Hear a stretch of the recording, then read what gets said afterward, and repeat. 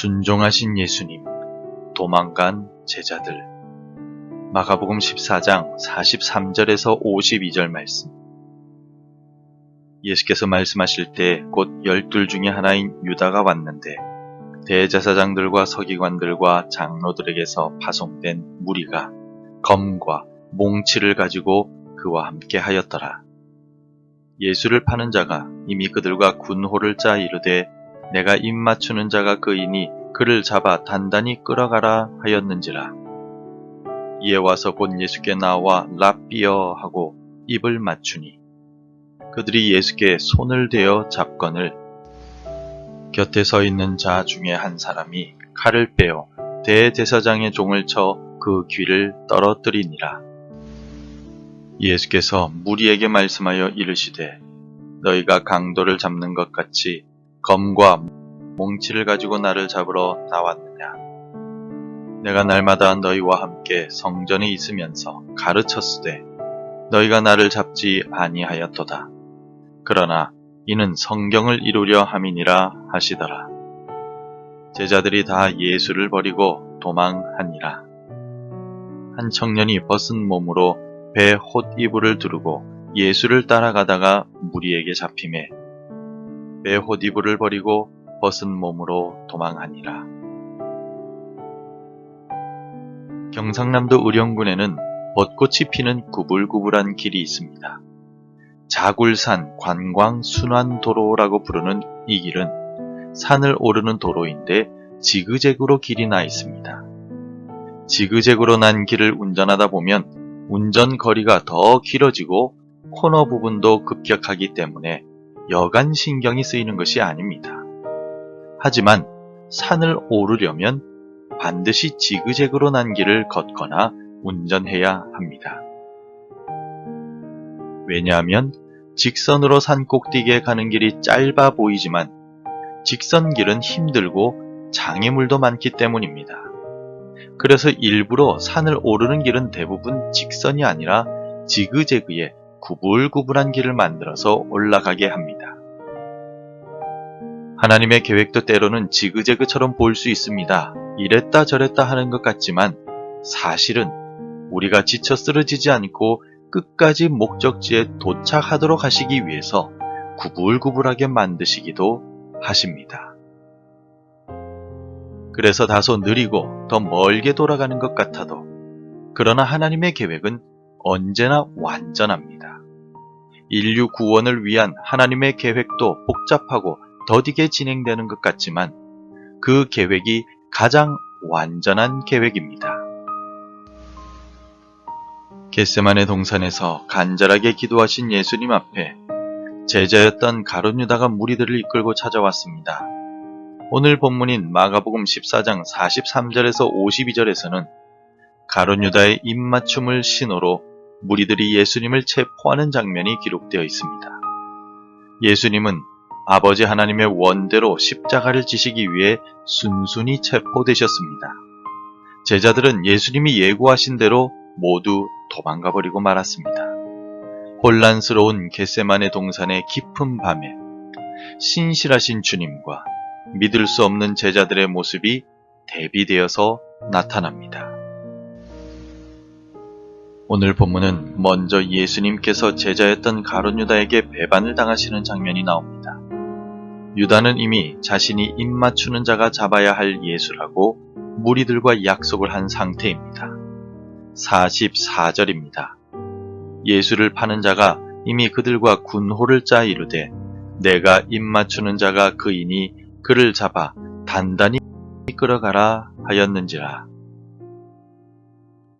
겟세마네 동산에서 벌어진 예수님 체포 사건은 깊은 밤중에 일어난 일입니다. 그래서 사람들이 들고 있는 횃불로는 누가 누구인지 정확하게 구별할 수가 없습니다. 그래서 가룟 유다는 예수님을 완전히 배반하여 넘기기 위해 철저하게 준비를 한 것입니다. 지금 당장은 가룟 유다의 계획이 뜻대로 이루어져 예수님을 체포한 것처럼 보입니다. 그러나 예수님의 체포와 십자가의 죽음은 가룟 유다의 계획이 아니라 창조주 하나님께서 우리를 구원하시기 위한 계획입니다. 인간의 그 어떤 얄팍한 계획도 하나님의 크신 계획을 대신할 수는 없습니다. 이어서 나타난 장면은 참으로 비통하기 그지없습니다. 그렇게도 주님을 버리지 않겠다고 큰소리치던 제자들은 모두 도망가 버렸습니다. 심지어 예수님께서 특별히 데리고 가셔서 깨어 있으라고 하셨던 세 제자마저 도망가 버렸습니다. 50절입니다. 제자들이 다 예수를 버리고 도망하니라. 세 명의 제자들은 깨어있어 기도하라고 하신 예수님의 말씀을 듣고도 깊은 잠에 빠져있던 사람들이었습니다. 자신들이 아무리 호언장담을 했다 하더라도 깨어있어 준비하지 않으면 결국 넘어지고 자신의 말을 책임지지도 못하며 예수님을 버리고 도망할 수밖에 없습니다. 이제 예수님은 철저히 혼자 남으셨습니다. 예수님 주변에 있던 5명의 제자들 모두가 예수님을 배반하였습니다. 가룟 유다는 배반의 주동자였고 베드로와 야고보와 요한은 깨어있지 못하여 결국 도망하고 말았습니다.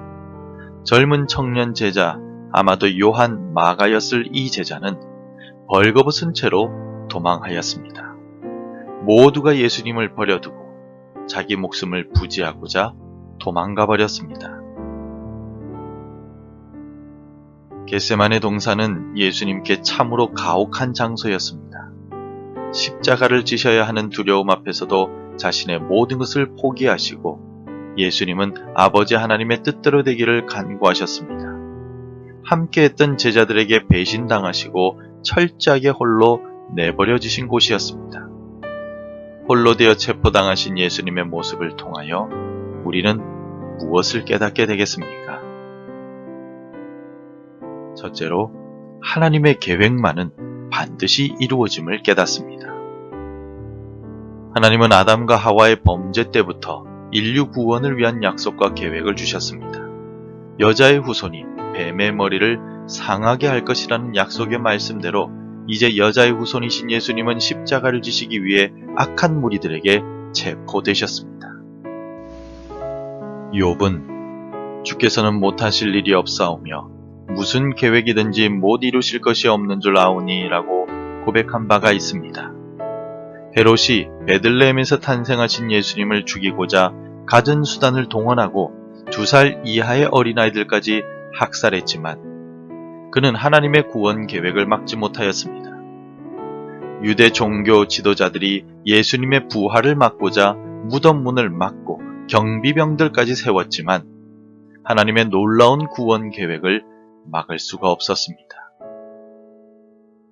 그러므로 성도 여러분, 하나님은 오늘 우리를 위해 크신 계획을 가지고 계시고 우리가 상상조차 하지 못했던 놀라운 뜻을 가지고 계심을 믿으시기 바랍니다.